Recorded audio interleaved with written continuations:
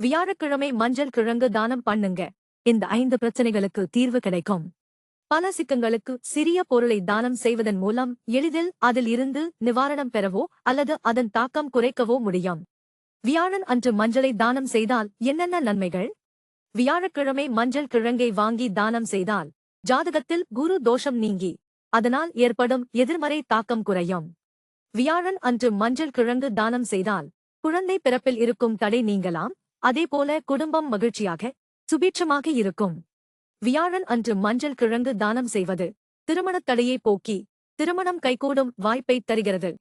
அதேபோல மன வாழ்க்கையை மகிழ்ச்சியாக மாற்ற உதவுகிறது. மஞ்சள் கிழங்கு தானம் செய்தால் பணவரவுக்கு பஞ்சம் இருக்காது.